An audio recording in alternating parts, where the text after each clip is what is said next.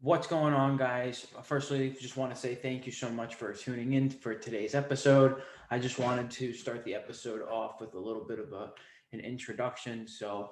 Zach here was a really good training partner of mine during the COVID season, during the pandemic, back when we were in Long Island and everything was shut down.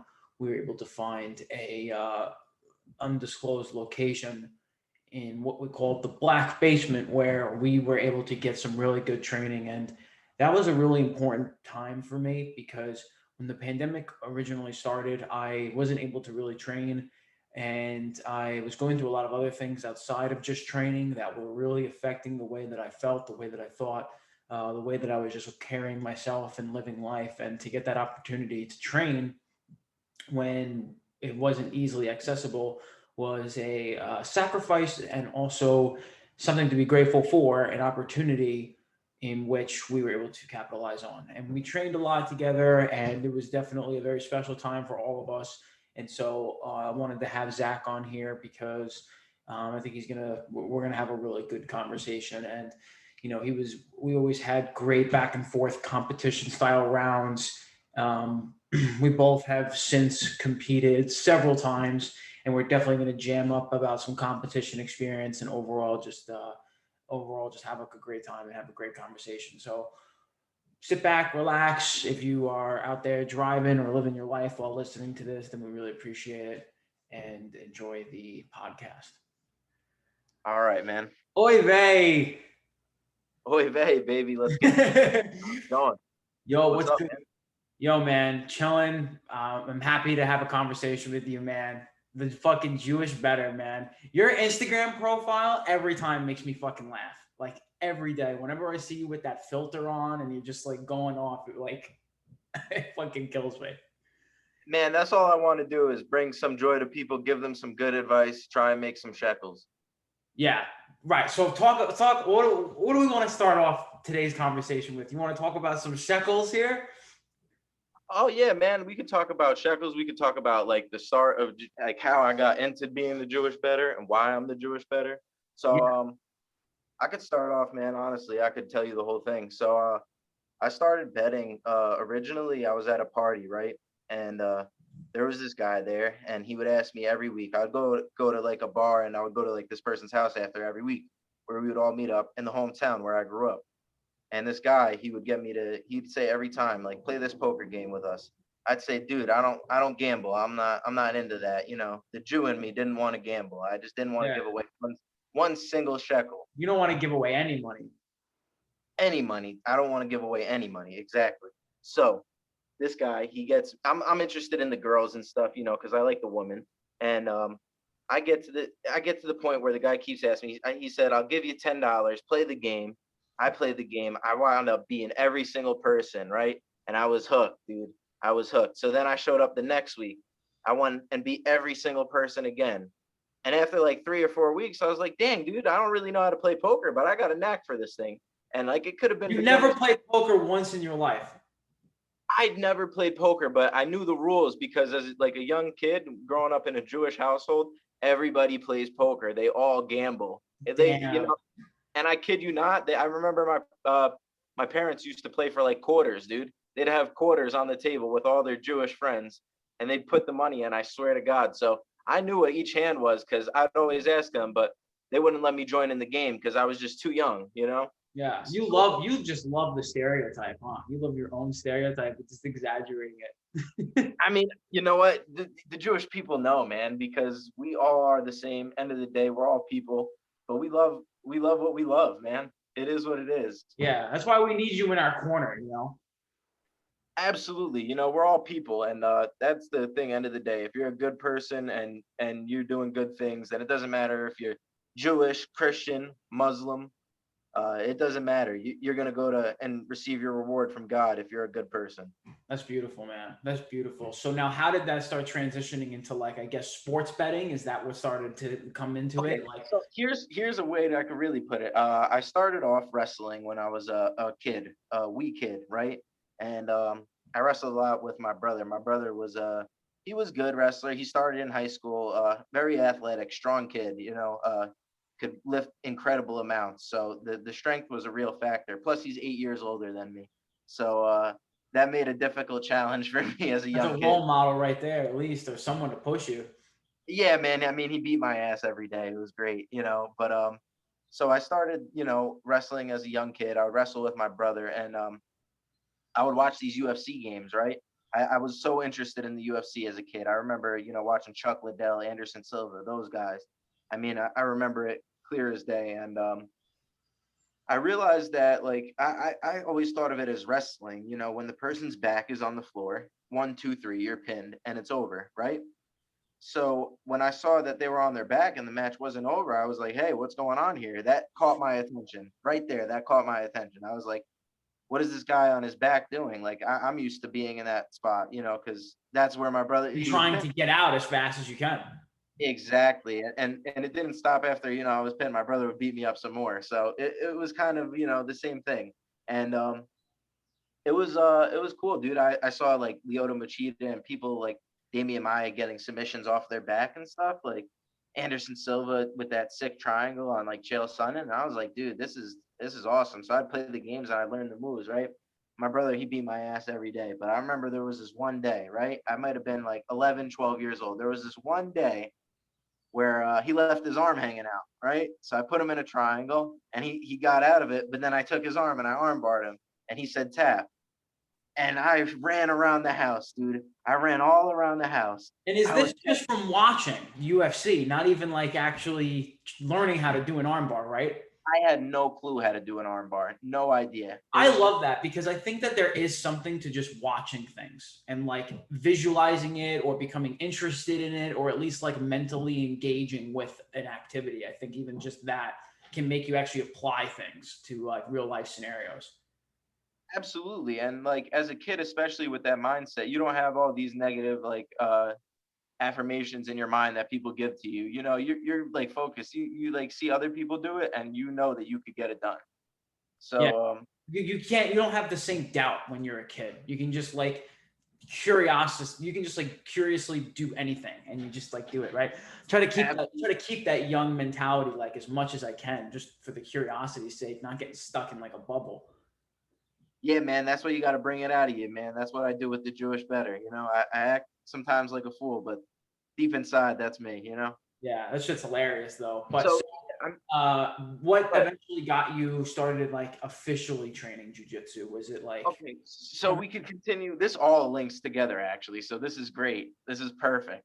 Um, so as I said, I was a wrestler and stuff. I got into high school. I started wrestling. That after that, I never caught my brother again. He beat me up until I got into high school. I got into high school, and my brother he stopped wrestling at that point. So it was me versus these other people. And I'll tell you what, dude, I was about 132, right, as a freshman. And here's where I might have been a really good wrestler up until that point. But once I got into high school and I was in varsity facing these big giant seniors, that's where, you're not even a theory. It's just a fact. Strength matters, man. And yeah. these people are just grown men compared to me.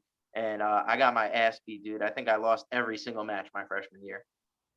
Every single one. Amazing how big some people go from like eighth grade to ninth and 10th grade. Where like, are you like an adult? Like, are you like one of the teachers? Like, no, I'm fucking like 14. Yeah, Bench. man. And these people were like 18, they were seniors. And I looked some of them up now and they were like, I don't even feel embarrassed losing to them. They're like number one at Princeton, which is one of the best wrestling. Like I looked this guy up and he's like a hall. I think you got muted there, bro. Yeah, this guy's a national champion. Now I look back and as a young kid though, it messed with my mentality. I kind of like I wanted to play basketball. That was my favorite sport. I wanted to play basketball. And as I came along, I think my sophomore year, I just was having arguments with my coach. I wasn't doing the best. I was pissed that I was on the varsity team, but he would wrestle me up like 2 weight classes, 3 weight classes sometimes, just to give some people like easier matches. That was That's like brutal. basically feed me to the wolves. Yeah, exactly. So as a kid, I got pissed with it. I dropped out of that shit. I never was like, I thought I was good enough to make the basketball team, but I just never had the confidence to try out. Like if I didn't make it, it was no big deal. but I probably should have just tried out. I mean, I got to the point where I was like dunking and stuff. I was really athletic, and yeah, it fell off for sure. Like as soon as I found the poker, I like thought, you know what? I mean, I'm not going anywhere with an athletic career, right? And I want to like I have a good mind for this Were you stuff. still doing poker? Were you still doing like things like that around this time? What's that? Were you still doing poker around that time? So I got it around like I was 18, right? I got into it. That's when I got introduced. And like after high school, there's no sports. I didn't go to college or anything, so I needed something to do. And poker almost seemed like a way for me to get that competitiveness out of me almost.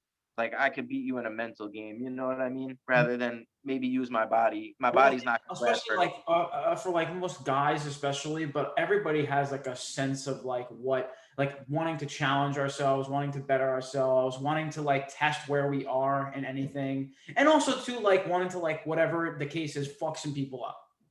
For sure. It's A just hundred we percent. all thrive on.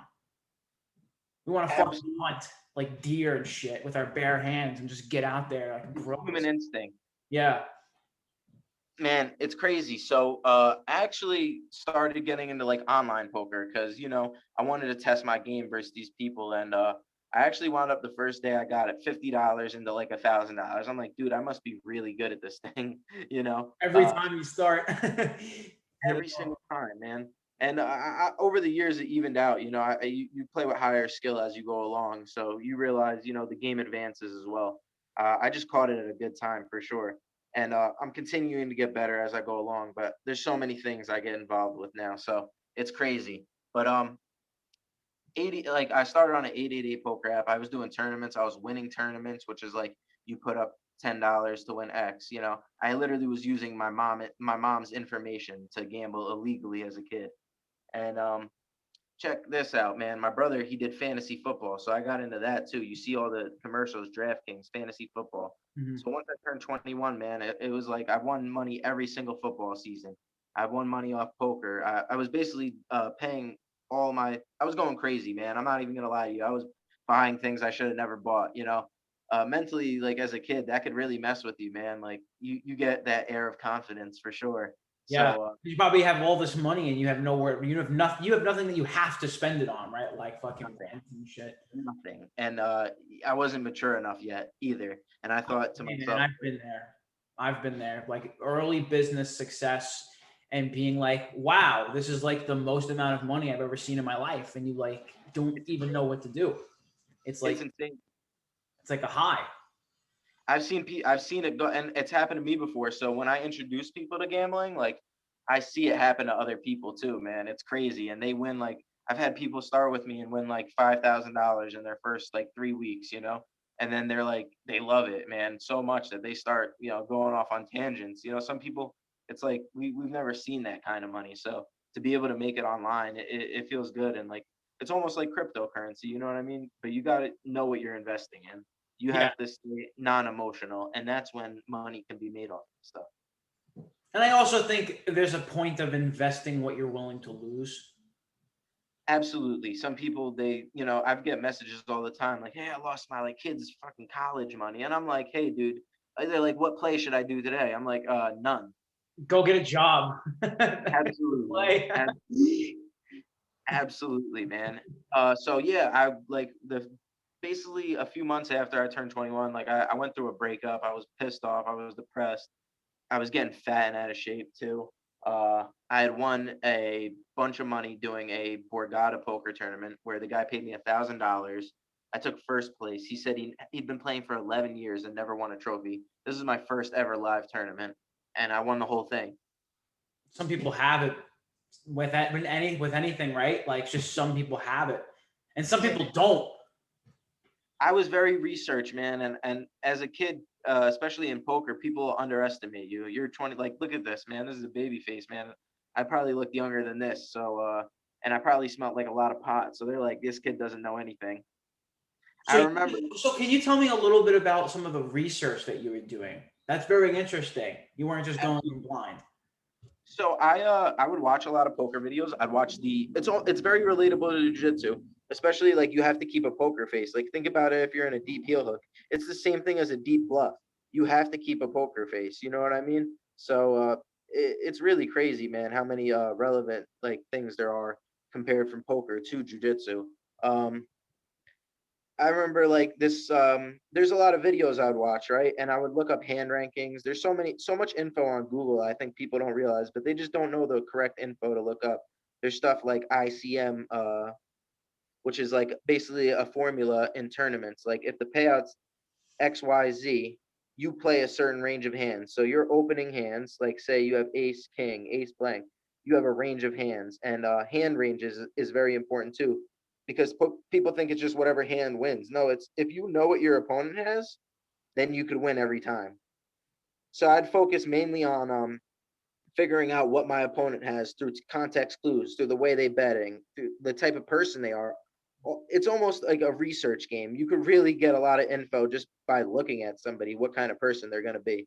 Because we show it on our face all the time. We show it, think about it. You get a first impression of somebody, and that's usually pretty accurate. You do jujitsu competitions, right? Absolutely. You go up, you got called, you're about to pull up to the matches, and your bracket's sitting out, ready to start.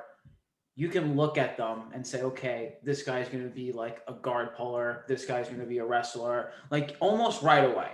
This guy sucks right away. Absolutely. It's so strange. If you're in tune to like the way humans are, like, and you are paying attention to people's behavior, it's almost like 85% of the time I can like I would be willing to bet what style of jujitsu that person has. Absolutely. And it comes into also being unpredictable yourself, which is relevant to jujitsu as well. And so this is going to trip you out even as well. Think about the skill of a black belt versus a blue belt, or how many times a black belt could beat that person, right? In poker, it's really the same. You probably beat them most of the time, right? But there is always that chance that that person catches you. There's always it could be as minimal as possible, but your skill level really determines how much you're going to win over time, and it really shows. It really does show. And you don't know what a person is until you play with them, until you get a history of them, really their skill level. Because honestly, it's also the same, because there's not a lot of professional poker players out there, just like there's not a lot of high level black belts, and then there's high level, like the professionals of the professionals, and that goes into almost everything, like golf, whatever, man. Like there's the elite of the elite, and Yeah. that's just untouchable. And it's also like it really shows itself in things like poker, jujitsu, because of it's such on like a small scale versus like football. There's like all these teams, right? There's all these professionals, right? With jujitsu, poker, something small, you can pinpoint it like really quick where they're at. Small community. So eventually, what got you then into like jujitsu? Perfect. So I'm a poker player. I'm not getting any exercise. I'm smoking cigarettes. I'm smoking a bunch of weed, drinking a lot of alcohol, and a lot of other things that I'm not probably too proud of. But you know what? I like took control of it, man. I was always into jujitsu, like I said, man. So I looked up. I remember watching Boogie Martinez and his brother, right? And I remember Gary Tonin. I watched a lot of these guys' videos, but I remember specifically the name 10th Planet, and I was like, yeah, if I ever see a gym like that, I'll stop by. I couldn't believe it was right in my hometown. I drive up the street one day and I see a giant sign. It says 10th Planet. I said, this is a sign, dude. I'm fat. I'm out of shape. I'm depressed, and I got a talent for this thing, man. I have almost an advantage that I wrestled, and And it seems like you were already gravitating and interested in the sport itself before you ever even trained, which is for most people, that's not really existent. Like most people, they discover jujitsu by like randomness. Like for me, it was literally like one day after I broke up with this girl, I wanted to just like be better. And I was like, I've always wanted to learn how to like fight and protect myself. And I literally Googled MMA gym and just went to the first one and I just signed up. And that's what I found out man. was. You just got to get in there, and that's what I needed to do, man. I remember as a kid, like I joined an MMA school or something, but thinking back, man, the techniques on the jujitsu were like laughable. Like I remember some of them, and they're very laughable. Like it was nothing I was learning, but I'd get into like street altercations, and I'd be able to like think like, all right, if my brother's beating me up, like these people aren't gonna beat me up, and I've like got people in arm bars and stuff, stupid stuff. So I was like, you know what? If I could do it to like an average person. Let me walk into the jiu-jitsu gym. I want to see like, because you hear stories like, man, like you're gonna get your ass beat. You're gonna get your ass handed to you. And yeah, I got my ass handed to me. I think I got tapped like I can't even count the amount of times I got tapped the first day by everybody and people that weren't even like half my size. It was just the coolest thing. It was the coolest experience in the world, man. And I showed up literally every single day after that. I wanted to do this, man. My coach, Chris, he got me really into it, man. Such a nice dude too. One of the nicest people you'll ever meet. And like I would sit there hours after classes talking to him. He's let me stay in his gym.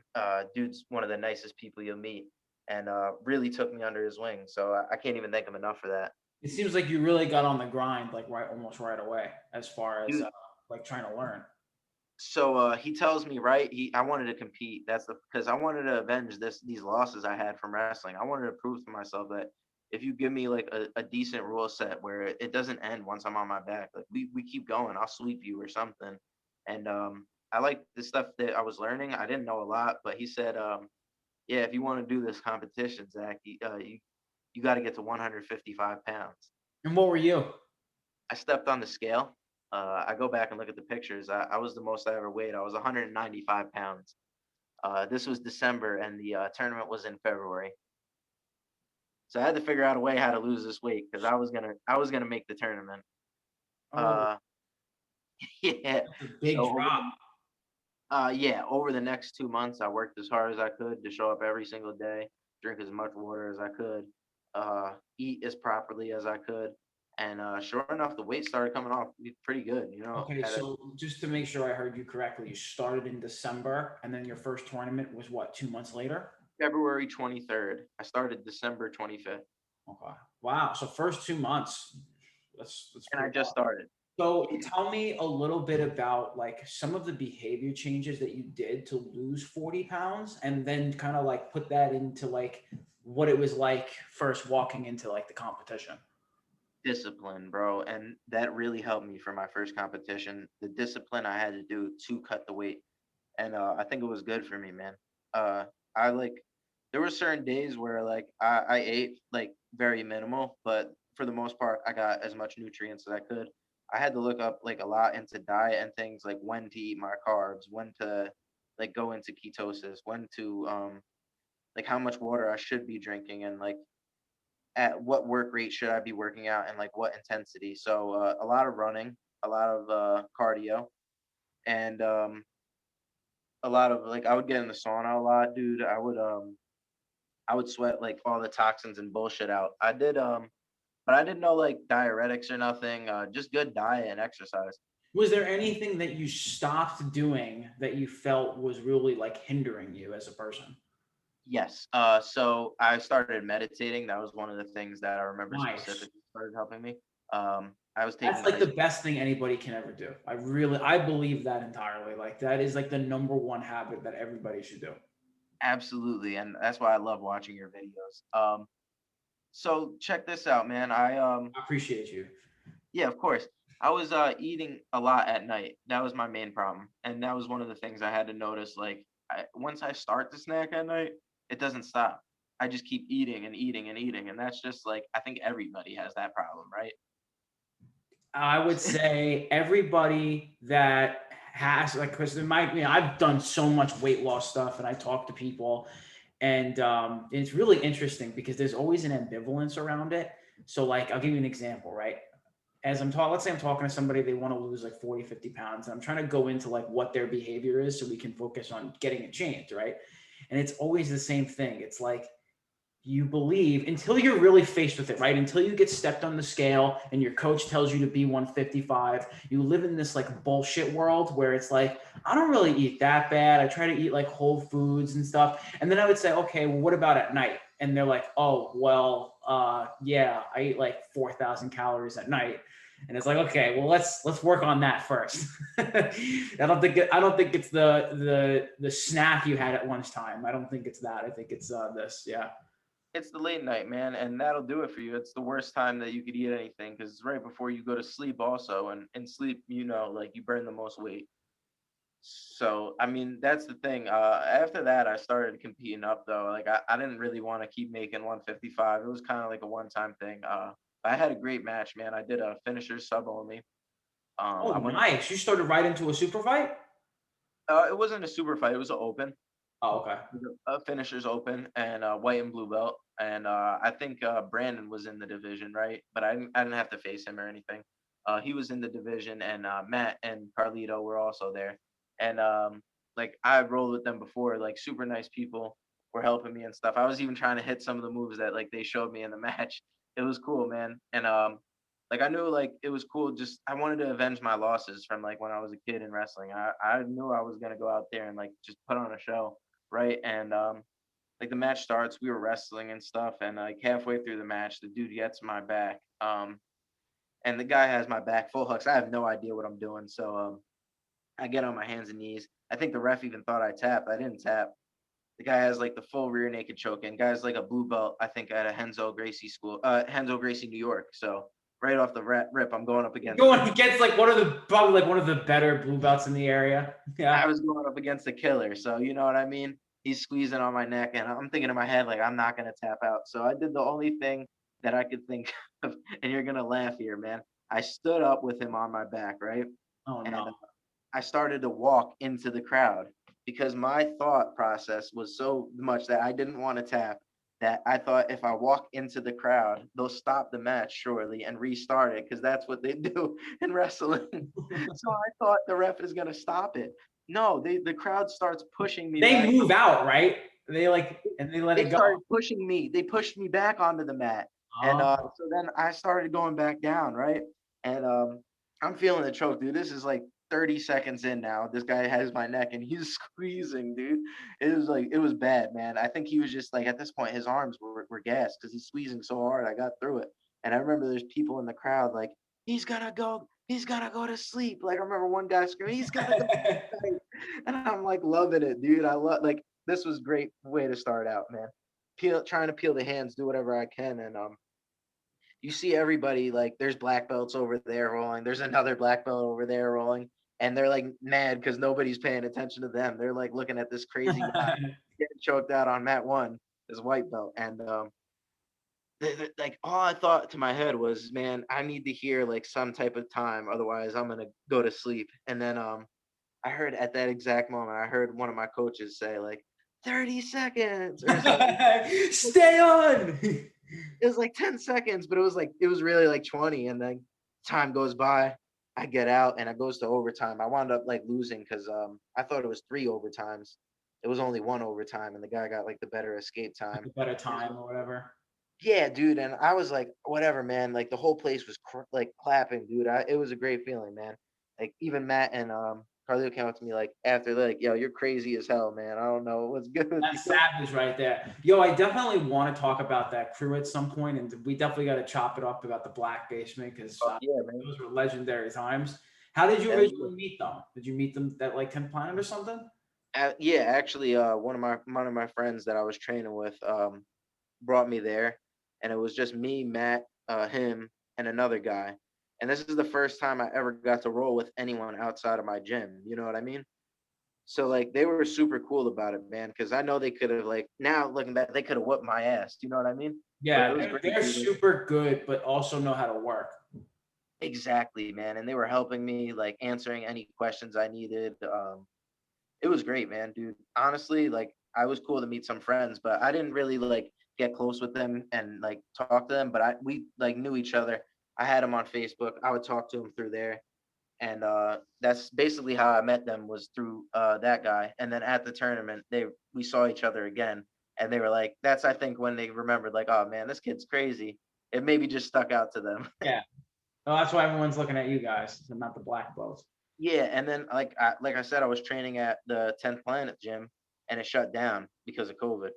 I think that happened to like a lot of people, man. That's Yeah, yeah, gym completely had to shut down, which it is what it is, man. COVID like shut out a lot of gyms. I mean, plenty that were like big gyms even. So it happens, man. And I didn't so have anywhere to train. did that 2019 of December, is that when you started? 2018. Oh, okay. So you were trained. Did you do any competitions after that finishers before the COVID Oh, yeah. shutdown? Yeah, man. I went through like I did one, two, I did like 3, 4 matches that next year, uh, tournaments and stuff. Not much success in the beginning, but as I went along, I took second technically in a tournament, but I felt like I took first. It was the one match I lost was a ref's decision, and then the other three I subbed the people in like 30, 40 seconds each of them. Wow, nice. Yeah, so I mean, at that point, I felt like I was training every day. Like it was getting to the point where I needed to take that step up in competition. But just like money circumstances, man, like I think that probably happens to a lot of people too. Like I couldn't really afford going to all these competitions back to back to back. Yeah, no, And so the competition fee can get freaking expensive. Sometimes it's like 125, like for the expensive for as like hell, man. And one for like one or two matches sometimes. yeah, and that's why I thank my coach. Like he wouldn't charge me any crazy amount, man. Like he worked with people, and that was a good thing. That like that's something I really appreciate about that gym too, is because he didn't care, but he just wanted you to come train, and that's how I felt with like Matt too, man. He just wants you to come train. That's all he's asking. We just want to work on getting better. Like that was one of the great things about that room, like over the quarantine. Now, It was you did wind when did you wind up getting your blue belt? so after those tournaments, it was like a month later. I was actually like sick, dude. I had mono. I couldn't train or anything, and then I just still showed up, man.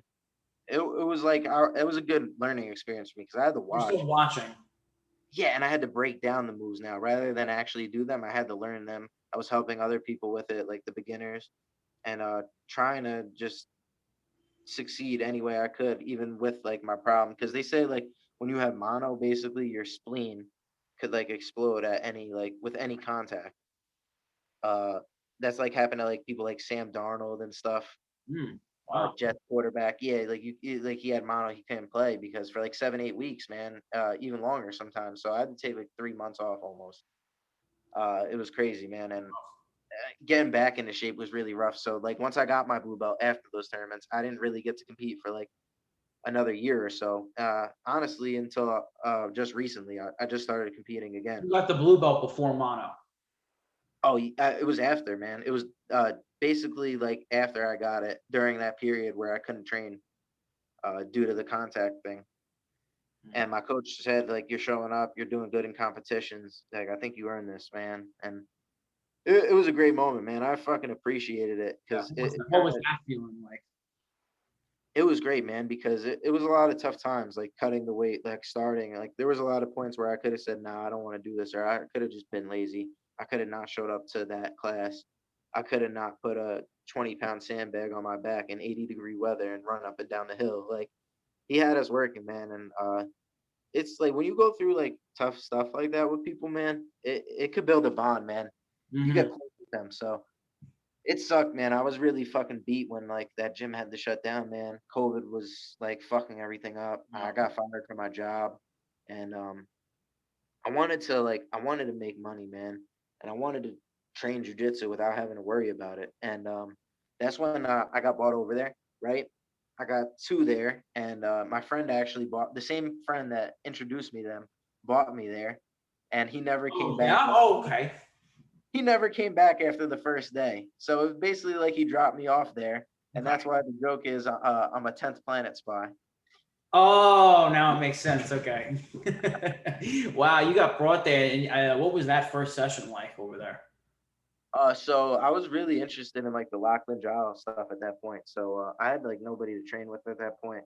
I was still looking at it, and I would link up with. I had mats at my house that my old coach gave me, and I would train it with my friend Dino at like at my house. Basically, I had my own place, um, like before COVID, and I was putting down the mats and stuff, and we would train that stuff. But I was doing videos, right? Yeah, It you're was just just drilling. video. I didn't know what the fuck I was doing, and then when I went there, I saw them working. I was like, "Ching! Oh my Yeah, god!" it's a Like ching, right? When you start seeing when they throw the foot behind, and you're like, yes. that's what I want to Oh, learn, wow. man. And I was so happy, dude. Like, I think it was just immediate joy, especially because like it went from such a shit, like, oh fuck, man, like, how am I gonna train? Like, this is something I need to do. To Mhm. wow, I have all these beasts to train with. You know what I'm saying? And those were some of the craziest sessions ever. I mean, I know that was like for me the first introduction really to like the backside 50-50, first introduction to like being calm in leg lock situations, because we had a very like fluent style when we tried to roll with each other where we could like Exactly. work with each other, which by the way, I went to Ambush, Matt's place, the last time I was up in New York, and they did not roll like that at fucking all. We went to war like every fucking round. It was crazy, man. It's a different intensity. Yeah, it was crazy. His students are fucking good. Like those guys that just got the blue belts, man. They earned that. Those were some crazy rounds. I'm sure you know. Yeah, I think man, I think Ant could be really good, man. I don't know. Did you get a chance to roll with him? Yeah, and I think it's Demetrius. Demetrius is good. He's a good wrestler. Yeah, those are, He's but solid. Anthony definitely stands out for sure. I think his jujitsu is getting better on top of his wrestling, and Yeah, that's and Corey as well, man. Like if Corey could stay healthy and keep doing his thing, yeah. bro. Corey Like cannot get hurt. I would think like I would like to think everybody from those training sessions in the basement will go on to like do great things. That was a good that was a good squad. I remember I went there first originally with Deagle with Rob, Hmm. and I remember like it was like 3 months into the pandemic, and like I was just fucking like I don't want to say depressed. I was like sad. Everyone was. I was like Everyone. sad. Like I missed training. I didn't feel like myself. I was like I couldn't even lift weights. I was like doing pull-ups at the park, and I was like, this shit is such bullshit. Like there's caution tape everywhere. I'm like, what the fuck is going on? It's fucking retarded. Yeah. And then he winded up inviting me over there, and it was like I started rolling with you guys there, and it was like those were like I can't even like I'm trying to like even find words for it. It was like a I know. magical time. It really is, man. I think rolling with Deagle, like, and all of them just like really up my game to think about things. And even before I met Matt, like, my friend would tell me like, "Yo, Matt showed me this," or like, "They showed me this," and it would make me think like, "Yo, what else is out there?" Like, simple stuff like, yo, trying to take the back off of like leg locks, which isn't a new concept, but for someone that's like doesn't know about it or is like still new to those concepts, it's opens up like such a huge part of your game. It's Those were a insane, lot of light bulb moments, right? During that bro. whole time. Fucking dude, I could name so many people in there that like just gave me good roles. Like Alex, bro. That Oh yeah. dude, guy's a fucking gargantuan, man. And he'll play down to your level too. Like in the training room, such a good training partner. He'll teach you, he'll show you stuff. Matt is such a good role and so technical with the leg locks. Carlito is like perfect role for me every time. He gives me like trouble because our body types are so similar. Carlito's a Brandon, partner. Yeah.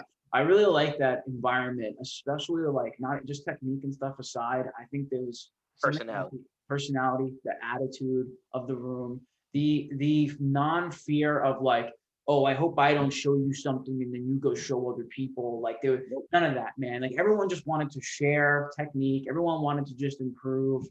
And I really look at like, especially since I've been to a lot of different like jujitsu gyms now, Yeah. like if I ever get into like coaching situations or like just leading anybody in a group, like my big thing is like not having that judgmental feeling that I'm sure we've all felt when we go into a gym and you kind of feel like an outsider or such like Yeah. that. Yeah. It I don't know. feels I don't know if you definitely. have any experience with like cross training on like a basic level you can kind of like talk about. I mean, yeah, definitely, man. You go to other gyms, like I've had points where it's like I do like a move and stuff, and like the coach will tell me not to do the move. Like I don't know if you've ever had that. Like Of basically, like course. I didn't even like go for a heel hook. I just did like ashi to sweep the person, and they're like, "No, no, you can't do that." And it's like, bro, what? Like what? If you're gonna say that, I don't even want to train here. It's like I want to learn Mhm. and do the best of learning to my ability. As long as like you're not injuring people or anything, I think you should be able to do like leg locks. It's the Yeah. same as cranking a full on arm bar on you. I agree, but it's the same. It's the same thing. Apparently, wrist locks are okay at like white belt level, which doesn't make any sense to me. But not a toe hold, which does still like it blows my mind how that doesn't make any sense. And then just the actual like, because I had this experience when I first moved. was I was at a gym that was like, man, I caught a heel hook, and it was like the fucking like Satan just came into their gym, raise hell. And it was interesting too because like there was a lot of people wearing like future kimonos, and I was figuring like this is dope. Like they all know and are aware of like probably leg locks and stuff like that whole squat thing, but no, there was still an attitude as far as like anti leg lock. Now, to kind of comment on it, I'm sure you can probably agree. Like, I think it's better if we learn everything so we have safety with it rather than doing things irresponsibly outside of like direction or authority. And also, like, if someone does it to us, we know not to like panic and turn the wrong way. Like, Absolutely. I've trained leg locks ever since the first day I walked into the gym. I think maybe it was like the second or third day we started doing that. And I remember one instance, this guy walked into the gym and he's like, I'm a purple belt. I think I should be a brown belt though. He says that to my instructor. Mind you, my what an instructor's a brown. odd thing. Whenever someone says that, you know they're like a blue belt. It was ridiculous, man. And I'd only been training for like 3 months, but it's funny because my instructor's only a brown belt, so it's like not even like he could promote this guy. And I remember I rolled with him and I didn't even know what I was doing. I knew we just learned this, and I just did single leg X, right? So single leg, knocked him over, ankle lock, and he's like tap, like the guy had no idea what happened. As soon as I grabbed his foot, and I remember him walking out, and it's just like we were like, man, that guy said he was a purple belt. Like, what the hell? Like, he doesn't even know like how to defend a straight ashi. And I just learned that move like today. Like, we just learned that, so that caught an interest in me right away. Like, all right, if people aren't doing this, and like this is somewhat new to people still, like I want in on it, regardless of how late I am on it. And, It's and still it's something crazy I too enjoy. because I think nowadays there's definitely more of it going around. More people are aware of it, but I still think that there's like a good 85-90% of people that either like ignore it or believe that it's like the devil or believe that they like don't work. But like, yeah, they definitely work. Yeah. um, I had my last competition. I did like a toe hold into a knee bar That style. was beautiful. Thank you. Yeah, no, I was really happy with my performance there because it was very flowy when you looked at it. But when I hit the toe hold, the entire bristles of the top of the guy's foot just like snapped. I remember hitting it, and I was like, and he didn't tap, and I could tell after he didn't tap there was like a weakness to him, like Oh yeah, it like really hurt, and he like limped off, and he like put he himself in, sprained it. yeah, he put himself into ice and stuff, and I was just thinking like the idea to say that's either ineffective, like yeah, he didn't tap, but I weakened him. Yeah, Firstly, that's his fault, and then I was able to catch a knee bar, which he did tap too. yeah, Thank better. you. That you could get really fucked up there, but and it was funny too because he was like off into the corner with some ice, and my mom was there because she moved down here too, and she went to the competition. We had like a big squad there, and she walks over like right in front of him, and she's like, "Jay, where's that guy's foot that you hurt? I want to see if he's okay." And he's like right there, and he's just like, Oh. she's like screaming across the competition place, like it was just hilarious. I was like, "Mom, get over here!" Like, Yeah, I want to invite my mom to like a competition or something, man. But I have a feeling it could just be embarrassing because she doesn't really know what's going on. I remember I showed like a video of one of my matches, and like I think I was in like a good position, and she's like, "Oh, oh," and I'm like, Jewish mom, nah, I can't do it.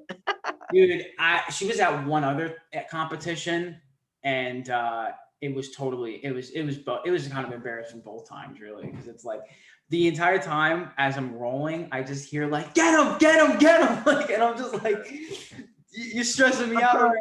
I'm trying. I'm trying. Don't put pressure on me. It's like there's a lot of pressure there for sure. So now, have you done any competitions like as of recently? I know you So did. yeah, I did one last week. I did a Naga. Check this out. I went 1-1, but I feel like I won both on points, but it's like the weird Naga rules. I actually went back and watched the match. He gave the guy like a point for like so a punch choke is like a super white belt move, right? Yes, exactly. And he did it from like my closed guard, and the guy gave him a point for that. That's not gonna work.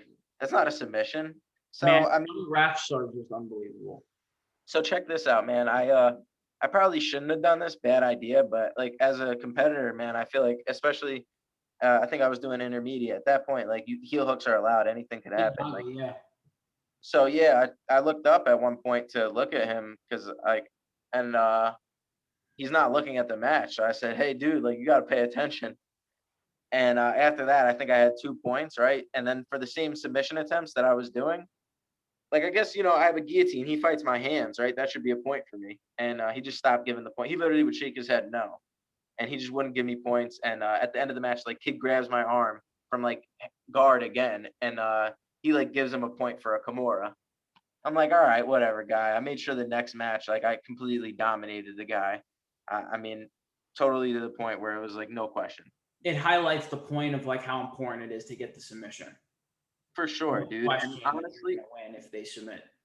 I feel like for me, like since I'm still new to this and like I haven't competed in a while, it was more so like I was worried to see how like I would survive, how my cardio would be, and like see if I could really just get out there and compete and also not get injured. Like I saw 3 people get injured before my match. That wasn't the best like thing to psych me up, especially since I had like this was a busy weekend for me. I had to go to UFC. I had to do all these things with my like other stuff. So it was more so like I was like trying to play a points game almost, and that kind of came back to bite me in the first match. But lesson learned. Got to submit the guy. Yeah, no, there's definitely. I know you didn't you do another competition before that too? Yeah, I mean, look, I did one, but I only did one match, and man, like it was right after COVID, dude. I had like ridiculously no cardio. So as like technically good, I felt like I looked at some points, like there was still some things that I needed to learn, and still some like physical attributes that I needed to take care of. My lungs just weren't recovered, and by the end of the match, dude, like I couldn't even get up, dude. It was Yeah. great. And then like watching I thought I was gonna have to like go to the hospital, dude. I was so fucking like basically drained because of like I wasn't eating properly. I wasn't doing the correct things. And like now I'm starting to do that and really discipline myself. So I have to like otherwise it'll wind up biting me. But every so I was like weak and stuff. I get back up and I knew Matt had to compete, so there was no way I was leaving. And he did really good, man. Like he won his first match, and each time I feel like he got a submission, my energy level just went up and up. And by like an hour later, I felt great, man. I was glad I did it. Like, it was That's undoubtable. everything, right? When it comes to I feel like especially at like this level at where we're at, like that white belt, blue belt level, like I feel like I really do feel like the most important thing is just like getting the fuck out there because at the end of the day, whether you win or whether you lose, not really, there's not much out of it. No one really cares. It For doesn't take sure. away from you to lose. If you win, it's cool, but at the end of the day, we all want to win the tournaments that matter, the matches that matter. When we're I probably just want to get better. I just want to get better, man. And I think like I could use that and along with like my sports betting stuff. And that's something like what we just created this in the basement. Like they were like, yo, you should do your sports betting stuff because you're winning money, but you should make like a page as like this Jewish guy. And Oh yeah, yeah. because I didn't have an Instagram, you guys were all getting on me for making an Instagram. So that's when the Jewish Oh, Bettor was born I remember you making the videos for the first time, and I was in front of Giant Stadium. just even I remember you doing it while you were like on that couch, like on Matt's couch Yeah, downstairs. yes. I was just like, I think it's Shout fucking out Tori. hilarious. Like we were everybody was like doing that jujitsu, and we were all trying to just work on things like outside that we could do because everything was just fucked, right? Like if we really want to Yeah, get to it, like that summer was fucked. Everything was I needed closed. to make money There was somehow. no jobs. Like there was literally nothing. Like I lost work. Like people, everybody, like people, it was madness. So it was cool for everybody to kind of like begin working on little private things themselves. So It was great. how has the journey of being the Jewish Bettor been, if you want to talk about it? It's amazing, man. Like everything that I've said I was gonna do, I've done so far. I said I was gonna meet Dana White. I met Dana White, and I said I was gonna like make these videos. I was gonna meet all these people. I was gonna get interviews with the fighters, and it's all happened, man. And it feels good, man. It's cool, and I like seeing you guys do your podcast stuff too. Like you guys motivated me to want to further myself and do the podcast. You guys motivate me to want to do better in jujitsu and go out and compete more. So that's really what it is. It's a great group of it's a great connection. for Yeah, sure. it motivates me as well because when I see you posting, it always makes me think I should be posting. Like Absolutely. it's just it's that right. And I know that we had very good rounds. We had very competitive rounds that I thought were like very productive. Incredible, man. Like I would go home and write notes on these things, and like like the you, Brandon, do, uh, Yes, just some of my best rounds because of the body types, the skill level, and just like getting pushed, bro. everybody was around like a similar skill level, but with different approaches in different games. And then you got, Deagle and all those people that are just, even higher above. And then there'd be random people that would stop by that I remember some people, man, like I'd be like, oh yeah, what belt was that guy? Oh yeah, he's a black belt. And it's like, oh, that's why. Oh yeah, and then you also have some rounds where it's what's that guy's belt? He's a white belt, and you're like, what the fuck? Like, I remember How? I thought you were a purple at one point. Like that's what I love about the nogi and like what we were doing and the way that like our like that whole group's approaches to like jujitsu is like not giving a shit that much about like the belt to the point of which it's like part of our identity. We're not gonna let that hold us back. We're gonna just keep trying to improve jujitsu, and that's kind of what I really like about nogi too. Is it like when we look at the mat, there is no rank. We're just gonna roll. Absolutely. And man, there's black belts that I know like would get beat by purple belts. And then there's, black belts where there's no chance a purple belt's ever touching them. So it's a different, it's really weird out there. Mm-hmm. So, tell us if you want to anything more about like the Jewish betting and being the Yeah, Jewish man. bettor. Like, I what's that post journey been like? So yeah, dude, I do sports betting, and I made a quite a bit of considerable profit over it in the long run. I try to bet small. I try to bet under my limits, and try and constantly make like small investments. So basically, I break it down on my page. You take a certain amount that you're willing to gamble with, willing to risk, same as a stock or anything, and you have units, which is basically you have 1 unit, 2 units, a half a unit, and your unit is 1% of your bankroll. So your bankroll is that total amount. Say you have $500, 1 unit would be then uh, $5. So you have 3 unit play would be one that you're a little more confident in. I would say you do up to three, maybe five at the most. And that would be like And $15 to $25. exactly. And then you could there's different types of bets and different types of odds. So you can do like I think Ben Rothwell is gonna win by submission, like he did this week. And you have a variety of reasons to think that. And if you think the probability is within that parameter. Like if it's plus 700, it means it has to happen one out of every 7 times. He's got to submit this guy. So if you think through your research and your statistics, if that's possible, like submission attempts in the octagon, but then you also have to look like this guy may have had 5 submission attempts in one fight. So that could be skewing the average. So there's a lot of things that goes into it, and someone like me could break down all those things, could see that this person may have the striking advantage. They might use the longer reach to win the fight. I notice a lot of the times when it's going to be a striking match, like yesterday, like Rob Font versus Cody Garbrandt, the person with the straighter punches is often going to win, and it makes sense because they're there to get there first. And in an MMA fight, that's what matters. Also, with like position over submission, that matters in jiu-jitsu, but more in MMA. And you saw that with like Tony Ferguson. And that's something like Rob taught me, like that guy has no guard retention whatsoever. And like I wouldn't have noticed it. I would have thought like, he has these cool bottom chokes though, and like, but no, he's giving up top position, and that matters. And he almost got his like leg broke, dude. It's no joke, man. And that's why position over submission matters. I see Well, idiots talk that's about really interesting in and of itself because I think that there's definitely, and this is like kind of unfortunate to say, but I think we all can kind of agree that like Tony Ferguson has dipped down a little bit. absolutely I always felt that, and this may be a little controversial, but I always felt that he was a little bit like overhyped, overrated. overrated. Overrated for I think sure. he was able to catch some things, but ultimately, like that's an interesting thing, right? This guy who everyone talks about is like this great fighter, and he is a great Yeah, fighter. Right? He's obviously succeeded, but to see that he just gets his guard passed easily and he goes for these lower percentage stuff, and then you've all of a sudden you're going to go against a fighter who's not stupid, right? Who knows what they're doing, and very you high IQ. get fucking mollywopped. That's what happens, man, and that's why I bet against these old fighters that are on losing streaks. People get emotional when it comes to betting, and that's one of the things that I want to talk about on a Mhm. last note. Is people get emotional when it comes to betting, and same thing in like anything in life. You get too emotional, and it becomes a problem. Same with like Bitcoin or something. You get too emotional, and you don't know when to go in or out. And you have to just remain calm. It's the same with anything. Like you don't want to be betting emotionally. Like, I think like I like Tony Ferguson. He's got to get the win streak Yeah, back. that's not a good enough reason. Are there certain things that You you'll don't look for for or yourself. look into before you like make a decision for yourself or for somebody else as far as where to place a bet?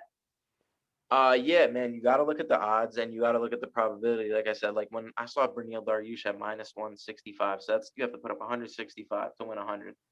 I mean, that's insane to me because I thought like a lot of people had Tony as like a 50% win probability. So in that case, yeah, you would take Tony Ferguson because you're getting the plus money.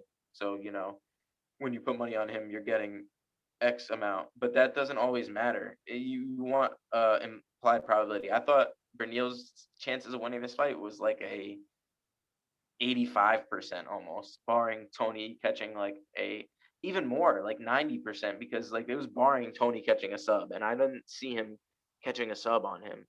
And the only way he's gonna win is by finish. Tony hasn't finished, not gonna say finished, but he hasn't knocked somebody out clean since 2014, I think it was.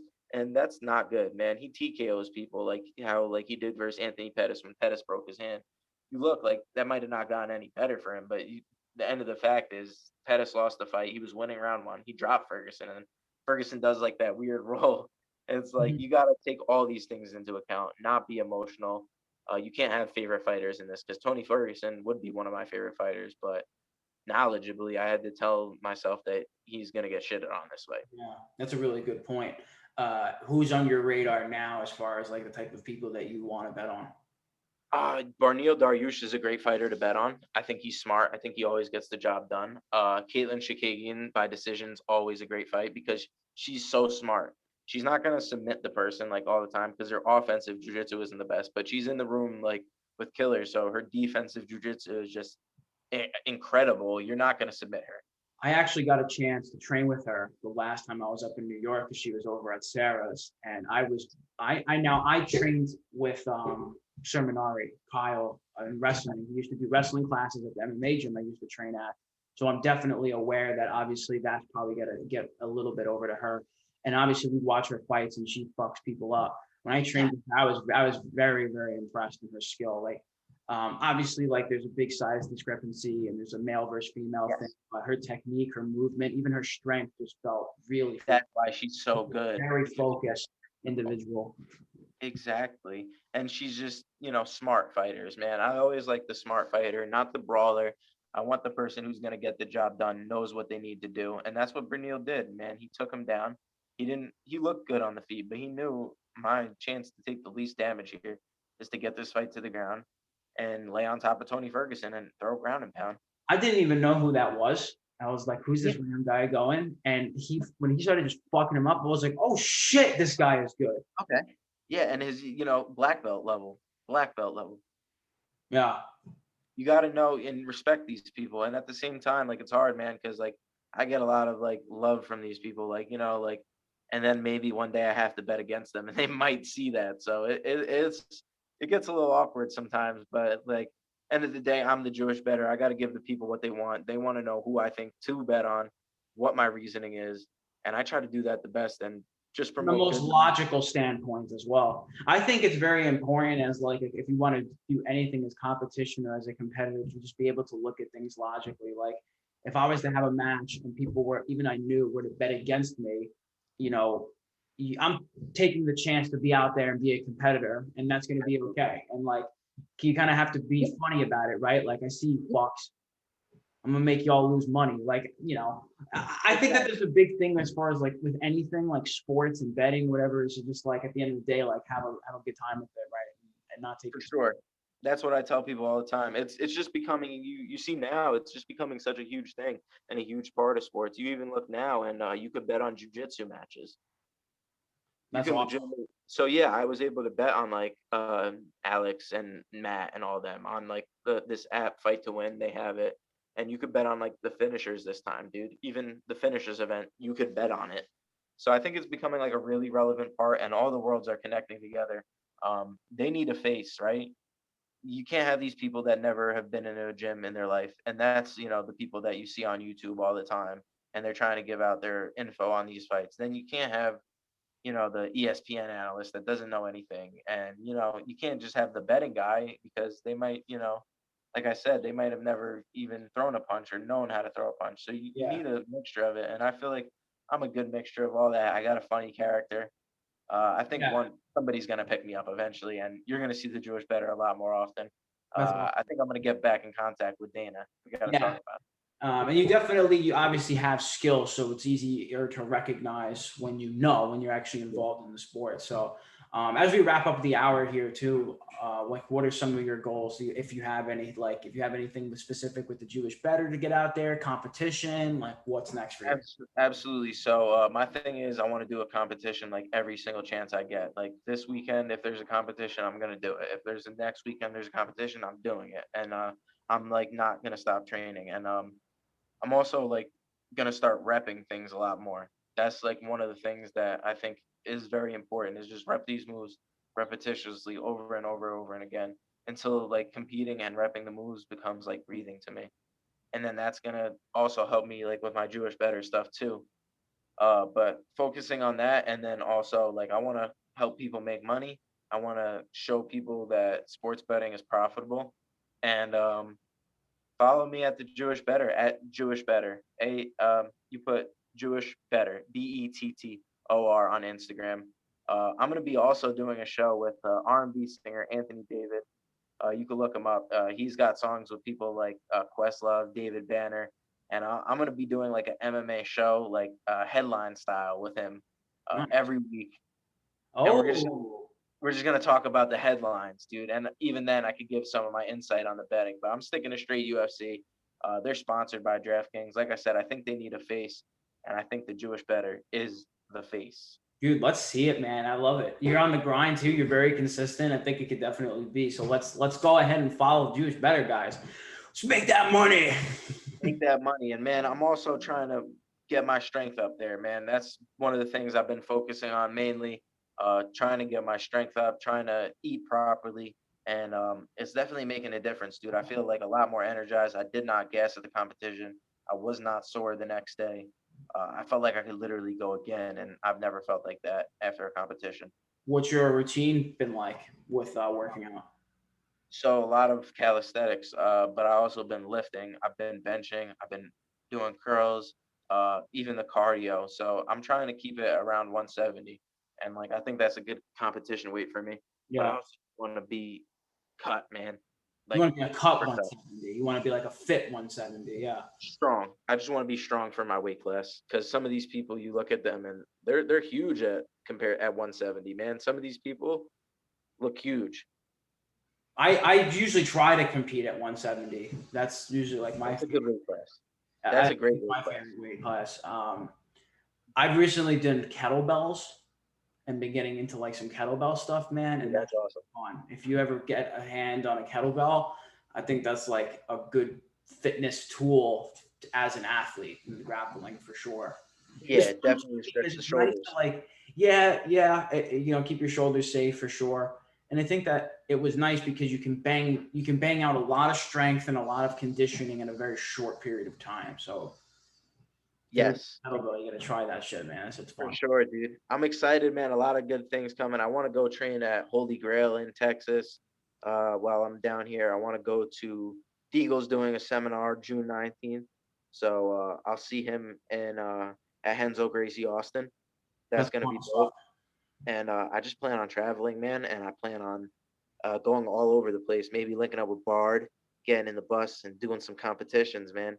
Dude, Going hell around, yeah. I'm with spinning them like ladles. Yeah, I'm with it, man. If we can get you guys over to South Carolina too, there's been like a bunch of tournaments over here. If you ever do a world tour or I'm something like I'm that. looking to make it up there.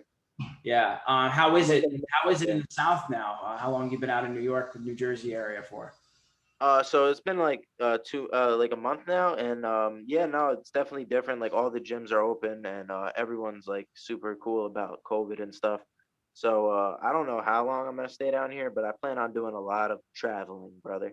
Yeah. Going from gym to gym. I'll definitely visit South Carolina. I want to visit Virginia. Maybe we'll do Virginia Beach. Yeah, Virginia Beach. Virginia is a dope place too. I like the South, man. It's fun. I mean, it's so interesting how like people just don't give a fuck. Exactly, man. And I'm gonna get me a big old strapper. You know what I'm saying? Rain the shekels on it. Yeah, man. Some shit's about to go down, and yeah, I want my ammo and I want my guns without them telling me like what the fuck I can and can't have. Pretty sure you could just do whatever you want over there, man. Yeah, fuck it. Yeah, But fuck it, man. Fuck it. All right, walk brother. up to the lady and heel hooker on the street. Yeah, you should heel hook a hooker. Exactly. That's why they call it that. That's why, yeah. Nah, this is great, man. If one day I could get you on my Instagram live, that would be awesome, dude. Any fucking time, man. I'm really trying to push this podcast thing. It's fun. One of my favorite things to do is just have conversations with people about stuff. And I like the theme that I've been applying here is we like to take ourselves through the journey from start to finish on jiu-jitsu. I got some interesting guests coming up. I got a later this week. There's a competitive like brown belt who's like from like Southeast Asia actually, who I connected with on Facebook. He's going to be coming on. It's going to be we had Nick Ronan, we had Jeremy Paul Skinner, we had Rob Deagle, obviously. He's a beast. Ronan's a beast. Yeah, we got Matt on there. So I want to keep just connecting with as many people as possible too, man. So Yeah, man. And I'll tell you, dude, get everybody on, man. It doesn't matter, jujitsu, whatever, dude. Like, this was cool. We got to talk about this and like relate it into jujitsu as well. Cause like I'm a blue belt, you're a blue belt, but I feel like it's still, we're able to flow and we're able to talk about it. I haven't had a conversation with you in a while. I plan on messaging you, dude. I'll share like stuff with you. You share me some like strength techniques. yeah, And man, I'm gonna post some kettlebell shit because that's been like been working that big time. I had a little bit of like a it's called an intercostal strain. It's by like some muscles by your ribs, and it's been hard for me to lift really heavy. But I've been doing the kettlebell stuff, and that's been great as far as recovery goes, though. bro, keep doing what you're doing, dude. I think you're gonna be a beast, man. Like with all the technique and the strength together, and you know how to like diet as well, man. Like once it starts coming together for you, and it is, man, like you're going out and subbing people with leg locks when like in rule sets where like your main move isn't even allowed. Think Dude, about I it. had so much heel exposure every match, and I was just like, ugh. I was doing transition and rolls through to where I would catch heels, and I'd be like, oh, fuck, I can't do it. Take your time, keep getting those submissions at this level, and then like once we keep progressing, man, like it's gonna be great, dude. Like then by the time we're allowed to do that, we're ready. Yeah, we're ready to bang. I'm actually, you know what, man, I'm enjoying it. I'm enjoying the time where I'm at now. I'm in no rush. I want to collect some medals at this level before I move up. So That's the plan, baby. Got to get the gold, baby. Got to get the shekels. gotta get the gold, gotta get the shekels. My brother, thank you so much for coming on, man. I really appreciate the conversation today. I'm gonna message you, man. Oy vey. Shalom.